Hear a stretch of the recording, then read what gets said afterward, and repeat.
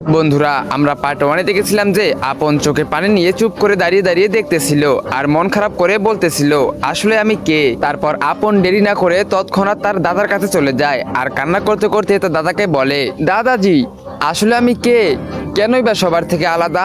আসলে আমার বাবা মা দেখতে কেমন ছিল, তুমি তাদের ব্যাপারে আমাকে কোনো কিছু বলো না কেন? আসলে কি আমি কোনো মানুষ নাকি কোনো এলিয়েন? তখনই হঠাৎ করে বাতাস থেমে যায়, মনে হচ্ছিল যে কথায় কোনো সত্য আছে।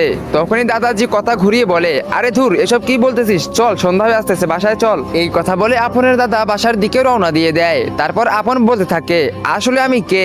আমার মনে হচ্ছে দাদাজি আমার থেকে কিছু লুকাইতেছে। ওই দিন রাত্রিবেলা আপনের চোখে ঘুম আসে না, তাই সে জানলার পাশে দাঁড়িয়ে দাঁড়িয়ে বাইরে সেই পুরনো চেয়ারটিকে দেখতেছিল আর মনে মনে ভাবতেছিল, আসলে আমি যদি কোনো মানুষ না হই তাহলে আসলে আমি কে। আপন এসব কিছু ভাবতে ভাবতে সেই চেয়ারটির কাছে চলে যায় আর সেই চেয়ারটিতে বসে পড়ে। আর চেয়ারটিতে বসতে সেই পুরো আকাশ লাল হয়ে যায় আর বিদ্যুৎ চমকাতে শুরু করে। তারপর সে অতীতের এমন কিছু দেখলো, সেটা দেখে সে অনেক বেশি অবাক হয়ে গেল। তো বন্ধুরা, আসলে আপন কি দেখলো? সে কি আসলেই মানুষ নাকি কোনো এলিয়েন নাকি অন্য কিছু? তোমরা সেটা দেখতে পারবে পার্ট 3-তে। তো ভিডিওতে লাইক করে পার্ট 3 কমেন্ট করো।